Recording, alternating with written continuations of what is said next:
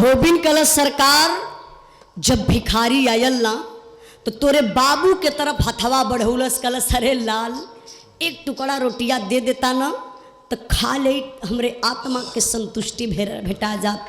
इतने में तोहर बाप उठ के खड़ा हो गई कल भिखारी के औलाद चल जा दरवाजे से, हमारा दरवाजा पर रोटी ना मिली।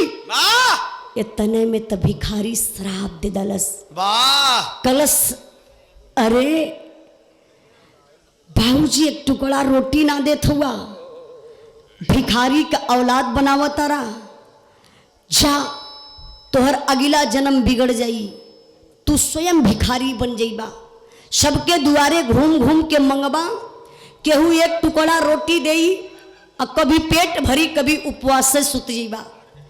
अरे बाप रे बाप, राजा के दर्द होत बा, पिताजी हमार भिखारी बन गईलन।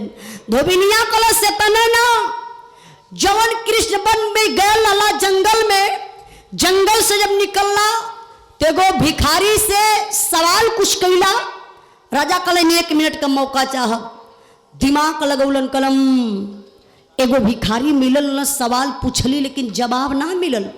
धोबिनिया कलसु कोई दूसर ना रहल, वो कृष्ण वन जंगल में तोहर पिताजी रहलन। अब राजा के दर्द बढ़त बा। धोबिनिया एगो बात और कलश सुना, तनी अपने माई का बात सुना, गौर करिएगा बाबू। कैसे मास्टर?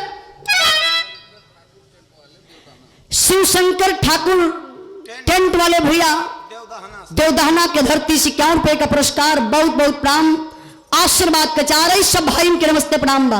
कहना बा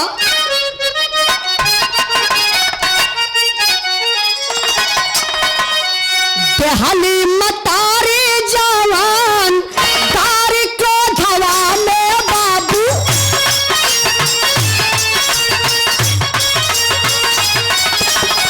बलि के पुत्री गावा गावा घूमा तेरी माँ।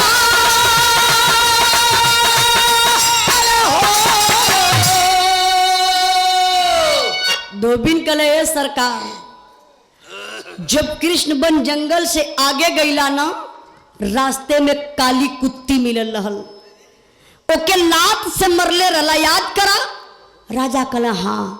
धोबिनिया कलसु कोई दूसर ना रहल, उहे तोहर माई रहली। राजा को खोपड़ी टनक गई, अरे माई कुत्ती। कला हाँ बेटा सुना, सॉरी राजा सुनी। जब वो भिखारी दरवाजे पर आयल, एक टुकड़ा रोटी मंगलस ना, तो तोहर माई रोटी ना दहलिन, गाली दहलिन, कहली अरे कुत्ता के औलाद, जाय के दूसरे के दुआरे पर रोटी मांग के खा ले, हमारे दरवाजे पर ना मिली। भिखारी तिरमिछाई गयल, कल से बिटिया एक इंसान होकर के आज हमके कुत्ता का औलाद बनावतारू, जा तोहर अगला जन्म बिगड़ जाई, तू स्वयं कुत्ती बन जाइबू, कोई के दुआरे पर जाइबू तो टुकड़ा भर रोटी देई, तुरंत दुआरे से दूर दुराय के भगाई देई।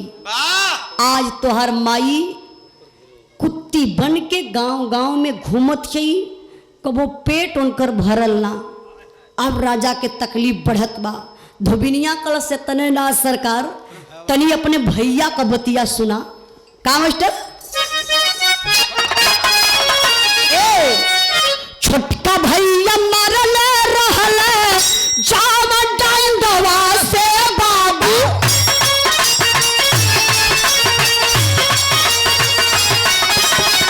ओला के लटावा हो गइला हो महा।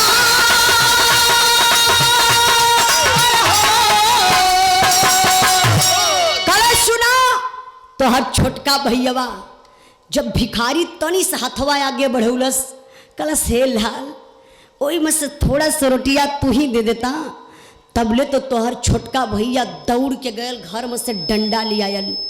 अब भिखारी चिल्लाते बजिन मारे रे बेटा, कई दिन का भूखाई शरीर मारे बेटा, बड़ा चोट लग जाई, मत मार मत मार। तबले तोहर छोटका भैया डंडा खींच के कई डंडा भिखारी के पीठ पर चला दलस, भिखारी के पीठ के चमवे छिलाए गल, श्राप दे दलस, जा बेटा आज तोरे अंदर इंसानियत ना आवत बा, इतना गिड़गिड़ैला पर जा तोहर अगला जन्म बिगड़ जाई। रोज पैदा होबा रोज मर जीबा।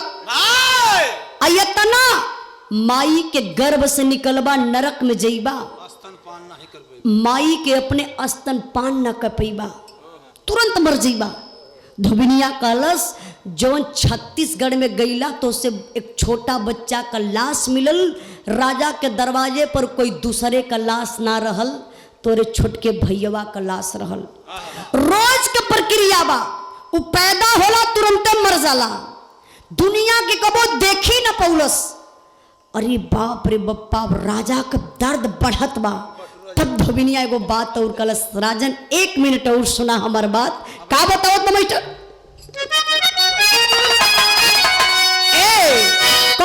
कितनी अपने बहन के बारे में सुना। का कहले बा? क्रोधवा में कहले गंदा खाया दुनिया में बाबू।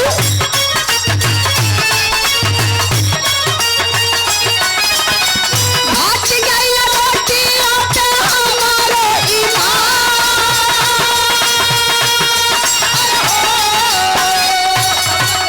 पावन से धोबी घरे पाई के जन्म आता।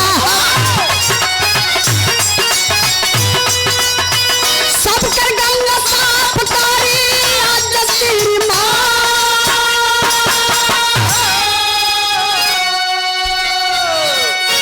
गौर करेंगे बाबू। धोबिन बतावत बड़ी कि हे सरकार, हम के बानी जानत हुआ, हम के चिन्हत हुआ, तो राजा का चिन्ह है। धोबिनिया कहत बा हम केहू दूसर नइखे बनी, हम तो हर छोटकी बहन बनी। जब वो भिखारी हमारे तरफ हाथ बढ़ोलस कि बिटिया आधा टुकड़ा रोटी दे दा, तो हमहू मारे गुस्सा में डांट धलिस। कहली रोटी का खइबा, जाके कहीं रोटी का बदला गंदा खाला। अरे भिखारी दुआरे पर थूक दलस। कलस कहा बिटिया, बिटिया जात होकर के इतना गंदा सब घिनौना शब्द बोला तारू कि एक टुकड़ा रोटी का खइबा जाके गंदा खाला। जा बिटिया, अगले जन्म में तू सबकर गंदा स्वयं साफ करबू। आज तौने से हम धोबी के घरे जन्म पौली भैया, आज सबकर गंदा हमके साफ करे के पड़त बा। देखी भाई जे वो बिरदरी सोई क्षमा मांगब। कैसे कि विक्रमादित्य का 22 कहानी में से एगो कहानी बा जोन हकीकत सच्चाई बा। अब तो सब वॉशिंग मशीन धले, अब कहां कोई धो। धोबी बतावत बा कि आज हम सबकर गंदा खुद साफ करीला। ई तोहर परिवार राजा के दुख बढ़त बा कि एक टुकड़ा रोटी बदे पूरे परिवार का किस्मत बिगड़ गई। धोबिनिया कल सुना न सरकार, तू राजा कैसे भइला, जरा गौर करिएगा। का बतावत बा धोबी?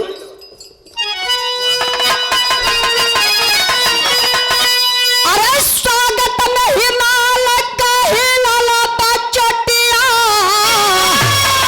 राजा हो गईला बिरलवा खिला के रोटिया।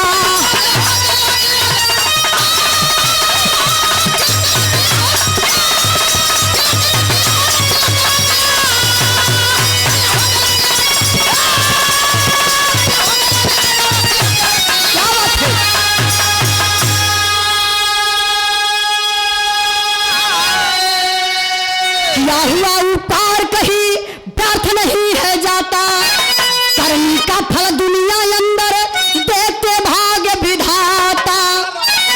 अरे तो खिला राजा का ज्ञानवा खिला के रोटिया। ठीक मरैले ही मत मार देता तरी ताव से लगता और ताव बढ़ा दे, भटकावा मत मास्टर। अब देखिए बाबू, धोबी बतावत बा कल सरकार, माई गरियौली बाबू डटलन, छोटका भैया डंडा से मरलस, हम गंदा शब्द बोली, ई करने का फल बा। लेकिन तू सोच गईला कि नहीं, जैसे आपन भूख तो वैसे तो भिखारी का भी भूख बा। आपन आधा टुकड़ा रोटी परिवार से छुपाए लला और भिखारी के लिए जाए के खिया दला। जब भिखारी रोटी के खैलस तो चारों दिशा दिखाए लगल, आँख खुल गई। आप दिल से आशीर्वाद निकलल, जा बेटा तू राजा हो जा। देखा श्राप आशीर्वाद में इहे फर्क बा प्रधान जी। अगर कोई के मारे जलन बस एक लोटा रोज भगवान के जल दा कि फलाने मर जा, तू मरी है ना, उनकर उम्र बढ़त जाई। लेकिन अगर किसी के प्रति अंदर एक आत्मा होती है, अगर दुखित हो गई तो समझ जाइए कि आपके ऊपर पड़ के ही रहेगा। एक आध दो जन ले भी चले। इसलिए आप लोग किसी के आत्मा को मत कभी दुखाइएगा। आत्मा को दुखाएंगे तो समझ लीजिए कि आपके आगे वो पड़ेगा। जैसे ही राजा आधा टुकड़ा जब रोटी धलन तो भिखारी जोर जोर से चिल्लाए के थोड़ी ना शराब दहलस, आत्मोई में दुख भयल, आशीर्वाद दलस राजा के कि जा बेटा तू राजा हो जा, ए जन्म में तू राजा हो गईला। तब राजा के ज्ञान भयल कि आधा टुकड़ा रोटी से हमार जन्म बदल गल, हम राजा बन गई। फिर पुनः तुरंत नगर में निमंत्रण भेजवा करके पूरे नगर वासियों को अपने दरबार में बुला लेते हैं, भारी तीर्थ धाम कराते हैं और अपने दरवाजे पर लोगों को भोजन करवाते हैं। तो बाबू हमार पूरा बिरहा गौले का मतलब यह भयल कि मानव तन मनुष्य का तन सबके ना मिलेला, बड़ा भाग्य मानुष तन पावा। यह लिखल जाला कि बड़ा भाग्य मानुष तन पावा।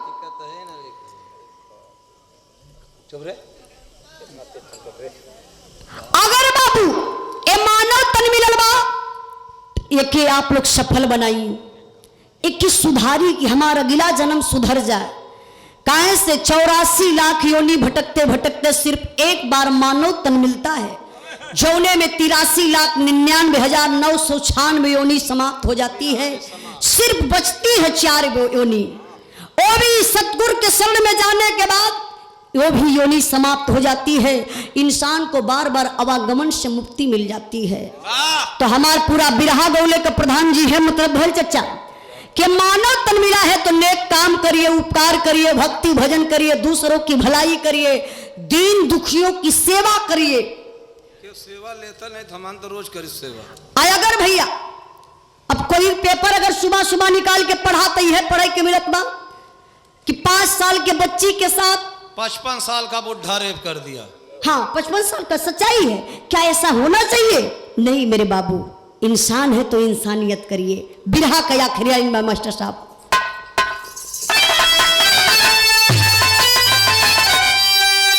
उस गाँव बजाओ में अगर गलती भई प्रधान जी और आम जनता तो आप लोग क्षमा करने का कष्ट करिएगा।